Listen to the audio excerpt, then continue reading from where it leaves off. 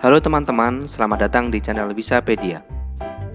Kali ini kita akan membahas tentang sistem peredaran darah manusia. Dan tonton video ini sampai habis ya, biar kalian nggak melewatkan hal-hal penting.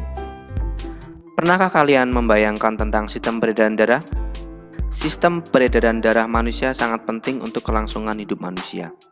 Dengan adanya peredaran darah, maka oksigen dan sari-sari makanan bisa diterima oleh semua organ tubuh. Maka, kita harus memahami tentang sistem peredaran darah agar kita bisa menjaganya.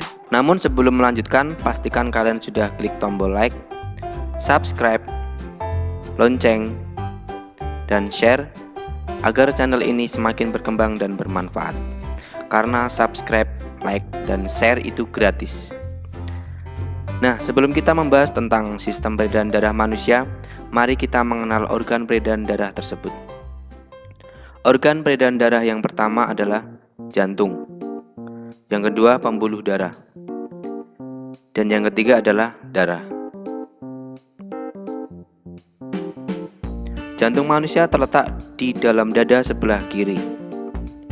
Jantung berfungsi untuk memompa darah ke seluruh tubuh, dan jantung berukuran sama seperti kepalan tangan masing-masing pemiliknya. Bentuk jantung seperti pada gambar. Dan jika jantung kita potong, penampakannya akan seperti berikut. Jantung terdiri atas 4 ruang. Dan untuk memudahkan mempelajari tentang ruang jantung, maka penampakan jantung kita ubah menjadi seperti berikut. Dan masing-masing ruang jantung seperti pada gambar. Nah, mari kita bahas tentang masing-masing ruang jantung secara lebih detail. Yang pertama, serambi kiri. Yang kedua, serambi kanan. Yang ketiga, bilik kiri. Dan yang keempat, bilik kanan. Agar darah dalam ruang jantung tidak tercampur, maka jantung mempunyai katup atau sekat, yang biasa disebut katup jantung. Berikut letak masing-masing katupnya.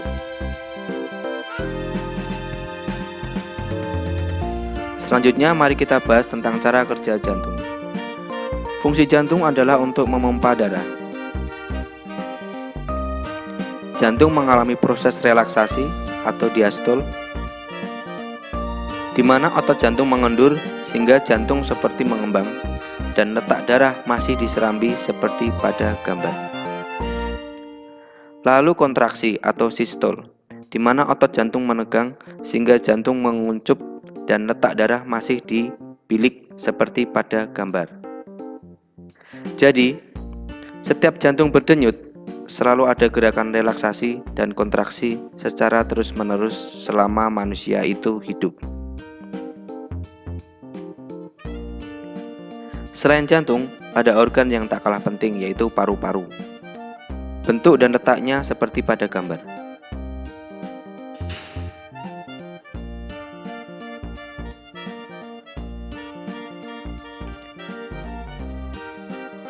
Nah, berikutnya kita akan belajar tentang jenis pembuluh darah. Pembuluh yang pertama adalah pembuluh arteri atau pembuluh nadi, yaitu pembuluh darah yang membawa darah keluar dari jantung, biasanya berwarna merah. Gambarnya sebagai berikut. Terlihat itu ada pembuluh nadi terbesar, yaitu aorta. Lalu pembuluh nadi, lalu ada pembuluh kapiler. Pembuluh kapiler itu adalah pembuluh yang menghubungkan pembuluh darah langsung ke organ tubuh manusia. Pembuluh ini sangat kecil sekali. Lalu berikutnya ada pembuluh balik yang mengantarkan darah kembali ke jantung. Ada pembuluh arteri pulmonalis yang mengantarkan darah dari jantung ke paru-paru. Ada pembuluh vena pulmonalis yang mengantarkan darah dari paru-paru kembali ke jantung. Berikutnya adalah proses saat jantung berdenyut.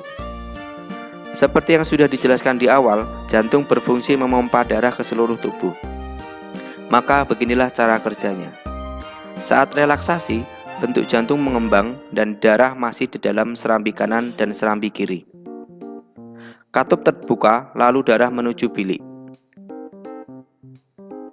Saat berkontraksi, bentuk jantung menguncup dan darah mulai dipompa keluar dari jantung menuju pembuluh darah, ke paru-paru, dan ke seluruh tubuh. Lalu kembali ke jantung lagi. Proses tersebut secara terus-menerus terjadi setiap jantung berdenyut. Proses peredaran darah. Darah di serambi kiri menuju ke bilik kiri, lalu menuju ke pembuluh darah. Berkumpul sementara di aorta, lalu ke seluruh tubuh melalui pembuluh nadi atau arteri. Setelah itu mengalir melalui pembuluh balik atau vena menuju serambi kanan, dan lanjut ke bilik kanan, lalu menuju ke arteri pulmonalis. Di paru-paru mengalami pernafasan, lalu menuju vena pulmonalis. Proses tersebut terjadi secara terus-menerus setiap jantung berdenyut. Penjelasan tentang warna darah. Jika darah berwarna merah, maka darah tersebut banyak mengandung oksigen atau O2 dan sari-sari makanan.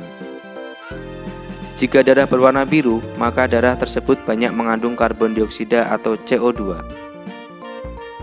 Berikut penjelasan tentang warna darah pada peredaran darah. Saat darah menuju paru-paru, darah masih berwarna biru sehingga banyak mengandung karbon dioksida atau CO2. Tetapi saat kita bernafas, kita menghirup O2 atau oksigen. Oksigen tersebut diikat oleh darah sehingga warna darah menjadi merah lagi karena banyak mengandung oksigen. Saat itulah karbon dioksida atau CO2 dikeluarkan melalui hidung. Di saat yang bersamaan, saat darah menuju ke seluruh tubuh, kecuali ke paru-paru, darah masih berwarna merah karena banyak mengandung oksigen. Tetapi setelah oksigen dan sari-sari makanan dipakai oleh tubuh, darah banyak mengandung karbon dioksida atau CO2 dan akhirnya berwarna biru.